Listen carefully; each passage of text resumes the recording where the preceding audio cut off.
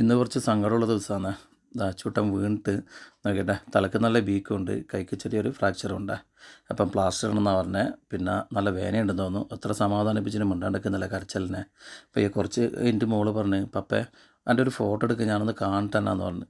ഞാൻ ഫോട്ടോ എടുത്തോളെ കാണിച്ചപ്പോഴത്തേക്കൊക്കെ ആദ്യം സങ്കടം. ഞാൻ ഇതാ കുറച്ച് വീഡിയോ ഇങ്ങനെ എടുത്ത് മോളെ കാണിക്കാൻ വേണ്ടി, ഇങ്ങനെ കരയാൻ പാടില്ല എന്ന് പറഞ്ഞിട്ടേ. പിന്നെ കുറേ തമാശയെല്ലാം പറഞ്ഞ് ഓളെ മനസ്സൊന്ന് മാറ്റി ഞാൻ.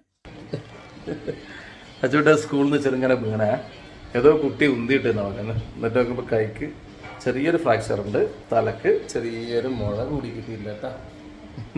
നല്ല കരച്ചിലായിരുന്നു. ഇപ്പോൾ കരച്ചെല്ലാം മാറിയിട്ട് എന്താണ് പപ്പയുടെ എന്ന് പറഞ്ഞാൽ വാ പഴംപൊരി വേണമെന്ന് ആദ്യം പറഞ്ഞ അച്ചൂട്ട അല്ലടാ. എന്നിട്ട് ഇപ്പോൾ പഴംപൊരി എന്നിട്ട് അച്ചൂട്ട നല്ല ശക്തിമാനായി അല്ലേ വേണ. ഓക്കെ വാ, നമുക്ക് ക്ലാസ് തരാം. ഓക്കെ, അച്ചൂട്ടിൻ്റെ കൈ നോക്കി അച്ചൂട്ട വെള്ളക്കൈ അല്ലേ.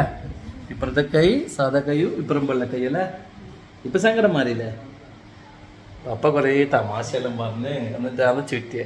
അവിടെ അച്ഛന് പേടിയൊന്നും ഉണ്ടായിട്ടില്ല അല്ലേ. നല്ല ഹാപ്പി ആയിട്ട് കൈ നല്ല ക്ലിയർ. അച്ചൂട്ടൻ്റെ കയ്യിൽ നല്ല സെറ്റ് ആക്കിയിട്ടല്ലേ. അച്ചൂട്ട ഇഷ്ടമായില്ല? കളർ ഇഷ്ടമായിട്ടില്ല? കളർ മാറ്റണ ബ്ലാക്ക് ആക്കട്ടെ അപ്പം? വൈറ്റാ ഇഷ്ടമായേ? ശരി, വൈറ്റ് മതി ഇവിടെ കേട്ടാ. അതാ ഇപ്പുറത്തെ കൈ നോക്കിയ കറുപ്പ്, ഇപ്പുറത്തെ കൈ വെള്ളക്കൈയായി. നമുക്ക് ഇപ്പുറം നോക്കിയാലോ? വേണ്ട വേണ്ട പോലും കേട്ടാ.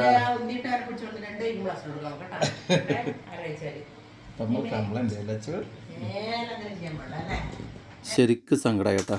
കുറേ കാലത്തിന് ശേഷമാണ് ഇങ്ങനെ ഒരു സങ്കടമുള്ള ഒരു അവസ്ഥ ഉണ്ടാവുന്നത്. ഓരോ സമയദോഷ. സ്കൂളിൽ ലീവ് കേട്ടാ കുറച്ച് ദിവസം. നീ ലീവ് ആക്കാനാ? അത് വേണ്ട, നീ സ്കൂളിൽ പോയിക്കോളൂ.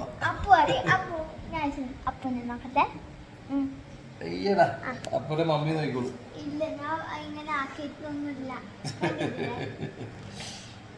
തലേന്ന് ഡീക്കം പോയില്ലല്ലേ?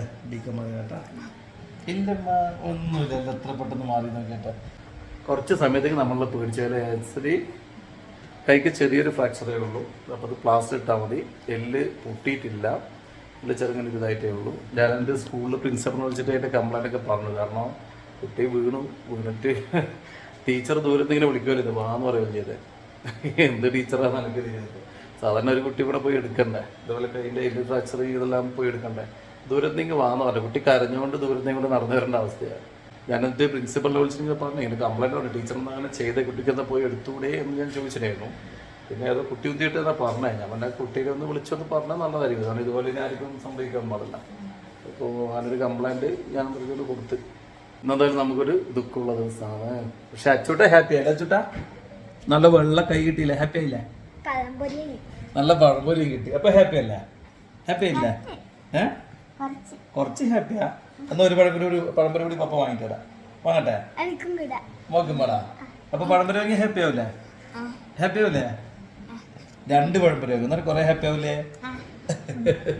പപ്പ എന്നാ 2 പഴംപൊരി വാങ്ങിത്തരും കേട്ടോ എൻ്റെ മോക്ക്. ഓക്കെ, ഞാൻ നല്ല മോക്ക് പഴംപൊരി വാങ്ങി കൊടുക്കട്ടെ. ശരിയല്ലേ സുധി? ഓക്കെ.